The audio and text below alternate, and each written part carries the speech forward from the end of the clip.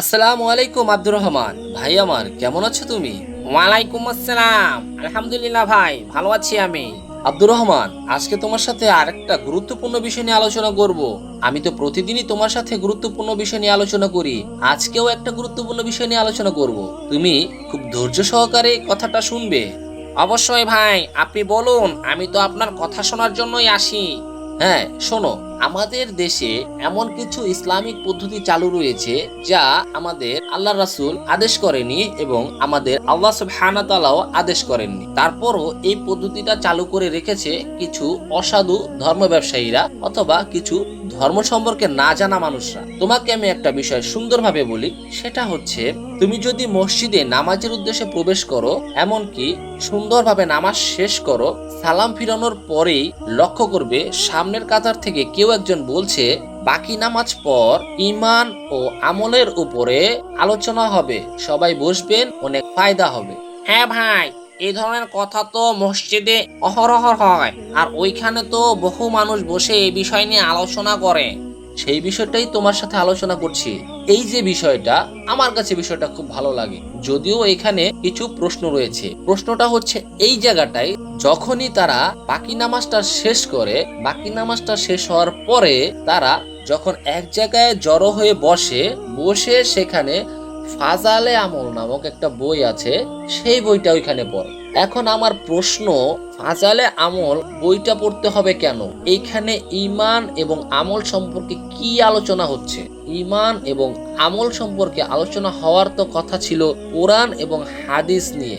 একটা জিনিস তুমি যদি লক্ষ্য করো, তাহলে তুমি দেখবে সেইখানে উপস্থিত বা সেই বৈঠকে উপস্থিত যতগুলো মানুষ রয়েছে, তাদের মধ্যে 70% মানুষ কোরআন তেলাওয়াত করতে জানে না, কোরআনের একটা সূরার একটা আয়াতের অর্থ জানে না। তাহলে ওই বৈঠকটা করা উচিত ছিল কোরআন সম্পর্কিত অথবা হাদিস সম্পর্কিত। কিন্তু হাদিস আমাদের জানাটা জরুরি, কিন্তু তার চেয়ে বেশি জরুরি হচ্ছে আমার কোরআন তেলাওয়াত করাটা এবং কোরআন শেখাটা। ওইখানে বসে যদি সে কোরআন তেলাওয়াত করত, একটা আয়াত অথবা দুইটা আয়াত খুব সুন্দরভাবে, তাহলে তাদের সামনে থাকা যে কয়টা মানুষ বসা ছিল, তারাও কিন্তু তার সাথে ঠোঁটে ঠোঁট মিলিয়ে সেই আয়াতটা পড়ার চেষ্টা করত। এতে করে একদিন, 2 দিন, 3 দিন, 4 দিন এইভাবে পড়তে থাকলে একটা সময় ওই আয়াতটা উপস্থিত ব্যক্তিদের মুখস্থ হয়ে যেত। কিন্তু এইভাবে কোরআন তেলাওয়াত অথবা কোরআনের সম্পর্কে কোনো আলোচনাই তারা করছে না কেন? কারণ তাদের তারা যারা এই কাজগুলা করে, তারা হচ্ছে ভারতের দেওবন্দির অনুসারীদের অংশ। ওইখান থেকেই ফাজালে আমলের উৎপত্তি।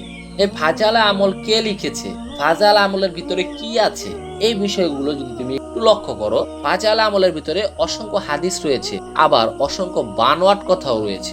এমন এমন কিছু বানোয়াট কথা রয়েছে, যদি তুমি জানো, তুমি অবাক হয়ে যাবে যে এত বড় প্রকাশনী থেকে, এত বড় জায়গা থেকে কিতাবটা বের হলো, আর এইখানে এত মিথ্যা কথা কেন যোগ করা হলো? এই মিথ্যা কথাগুলো যোগ করা হয়েছে এই জন্য যে, যাতে করে মানুষ এইটার উপরই আমল করে তাদের পূজা করতে থাকে। আল্লাহ এবং আল্লাহর রাসূলের পূজা যাতে কেউ না করে। পূজা মানে কি?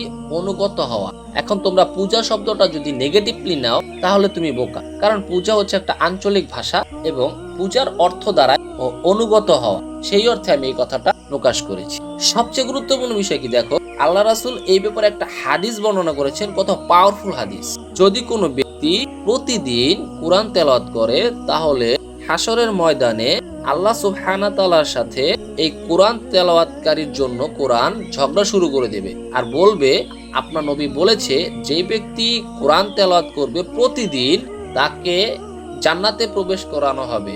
সুতরাং আমি ওই ব্যক্তির জন্য সাফায়াত করছি, তাকে জান্নাতে প্রবেশ করান। তাহলে তুমি বুঝতে পারছো আব্দুর রহমান, যেখানে মানুষের উপকার হবে সেই জিনিসটা নিয়ে তাদের মাথা ব্যথা নেই। তাদের মাথা ব্যথা হচ্ছে তাদের প্রকাশনী থেকে যেই বইটা প্রকাশ হলো, ওই বইটার মাধ্যমে মানুষকে হেদায়েতের দিকে ডাকা। মানুষকে হেদায়েতের দিকে ডাকতে হবে আল্লাহ এবং আল্লাহ রাসূলের দিক নির্দেশনা দেখে। আমি যদি আমার মতো করে দিক নির্দেশনা তৈরি করি, তাহলে তো আর মানুষ আল্লাহ এবং আল্লাহ রাসূলের পথে আসবে না। কারণ আল্লাহ ওইখানে হেদায়েত রাখে নাই, আল্লাহ হেদায়েত রেখেছে আল্লাহ এবং আল্লাহ রাসূলের দেখানো দিক নির্দেশনার মধ্যে। সুতরাং কোরআনই হচ্ছে সাফায়েতকারীদের মধ্যে একটি। সাফায়েত করার মধ্যে কয়েকটা স্তর রয়েছে, তার মধ্যে কোরআন হচ্ছে একটি। তুমি যতটুকু সম্ভব প্রতিদিন অন্তত একটা আয়াত করে হলেও কোরআন তেলাওয়াত করবে, কারণ একটা আয়াত তেলাওয়াত করলেও কোরআন বলতে পারবে যে সে আমাকে প্রতিদিন তেলাওয়াত করেছে, সুতরাং তাকে আপনি ক্ষমা করে দিন।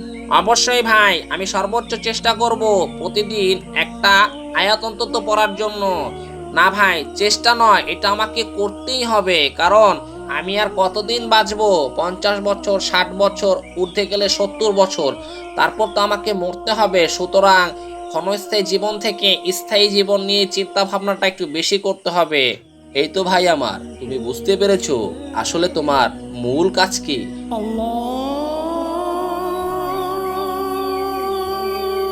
ওই তো মাগরিবের আজান দিচ্ছে, চলো আমরা নামাজে যাই। জি ভাই, চলুন।